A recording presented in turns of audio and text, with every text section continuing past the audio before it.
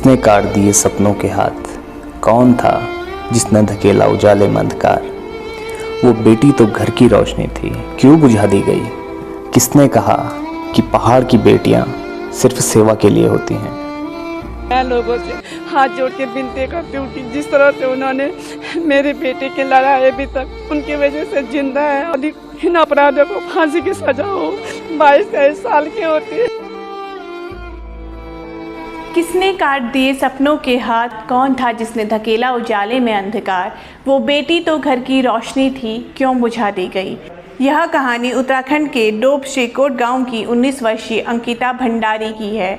वह अपने स्कूल की टॉपर थी जिसने होटल मैनेजमेंट की पढ़ाई की, लेकिन कोविड और आर्थिक संकट के कारण बीच में पढ़ाई छोड़नी पड़ी। परिवार की मदद के लिए वह नौकरी की तलाश में थी। अंकिता ने 28 अगस्त 2022 को ऋषिकेश के यमकेश्वर ब्लॉक के गंगा भोगपुर स्थित वानतारा रिसोर्ट में रिसेप्शनिस्ट के रूप में काम शुरू किया। 17 दिन की नौकरी में ही वह मानसिक तनाव में रहने लगी थी। 17 सितंबर 2022 की रात करीब 10 बजे उसने अपने दोस्त पुष्प को व्हाट्सएप पर मैसेज किया, ये होटल इतना गंदा है, मुझे बनाने में तुले हैं। मैं गरीब हूँ तो क्या 10,000 में बिक जाऊँ। यह मैसेज अंकिता की जिंदगी का आखिरी डिजिटल सबूत था। अगली सुबह यानी 18 सितंबर को वह गायब हो गई। 5 दिन बाद 24 सितंबर को चिला नहर से उसकी लाश बरामद हुई। चार्जशीट के अनुसार रिजॉर्ट के मालिक पुलकित आर्य, भाजपा नेता विनोद आर्य का बेटा सौरभ भास्कर और अंकित गुप्ता अंकिता पर वीआईपी मेहमानों को स्पेशल सर्विस यानी यौन सेवाएं देने का दबाव बना रहे थे। 18 सितंबर को दिन में रिजॉर्ट में बहस के बाद तीनों ने मिलकर उसे ऋषिकेश ले जाने की योजना बनाई। शाम को करीब 6 बजे वे उसे चिला नहर के पास ले गए और रात 8 से 9 बजे के बीच सुनसान जगह पर ले जाकर उसे नहर में धक्का दे दिया। पोस्टमार्टम में शारीरिक चोटों के भी प्रमाण मिले। घटना के बाद 4 दिन तक पुलिस निष्क्रिय रही। अंकिता के पिता पुलिस चौकियों के चक्कर काटते रहे। जब सोशल मीडिया पर जस्टिस फॉर अंकिता ट्रेंड करने लगा और विरोध प्रदर्शन हुए, तब पुलकित परिवार ने पुलिस को सौंपा।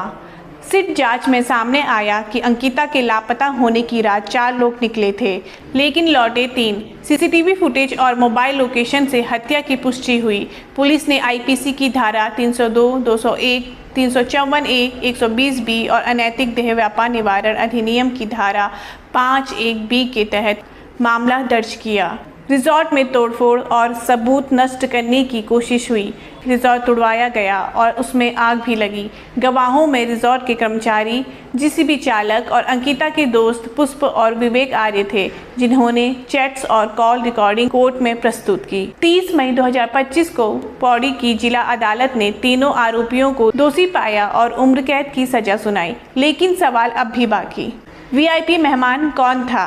क्या ये पूरी साजिश अकेले तीनों की थी? क्या यह राजनीतिक प्रभाव का मामला था? यह मामला हमें जैसिका लाल की हत्या की याद दिलाता है, जहां खुलेआम गोली चलाने वाला आरोपी सालों बचता रहा। यह हमें निर्भया केस की भी याद दिलाता है, जब 16 दिसंबर 2012 को दिल्ली में एक छात्रा के साथ चलती बस में सामूहिक बलात्कार हुआ और देश की आत्मा जाग उठी। व्यापक जनाक्रोश के बाद सरकार को क्रिमिनल लॉ संशोधन अधिनियम 2013 लाना पड़ा। इसके तहत बलात्कार की परिभाषा विस्तृत हुई। सख्त सजा और फास्ट ट्रैक कोर्ट का प्रावधान हुआ। 2022 में भारत में 31,000 से अधिक बलात्कार के मामले दर्ज हुए, यानी हर दिन औसतन 85 से ज़्यादा। अधिकतर मामलों में अपराधी पीड़िता का परिचित था, लेकिन इन मामलों में दोष सिद्धि दर मात्र 27 से 28% रही। यह बताता है कि बड़ी संख्या में पीड़िताओं को न्याय नहीं मिलता। यह आंकड़े केवल संख्या नहीं है, यह उन हजारों मासूम लड़कियों की चीख है जो रोज इस अन्याय की शिकार होती है। जब तक समाज की सोच नहीं बदलेगी, जब तक शासन प्रशासन पीड़िता की जगह अपराधी को बचाने में जुटा रहेगा, तब तक अंकिता जैसे मामलों की पुनरावृत्ति होती रहेगी। आज जब अदालत ने सजा सुनाई, तब शायद अंकिता के पिता इस गीत से खुद को जोड़ पा रहे होंगे। चिड़ैया नन्ही सी चिड़िया अंगना में फिर आजा रे, चिड़ैया नन्ही जैसी चिड़िया अंगना में फिर आ जा रे। अंधियारा है घना और लहू।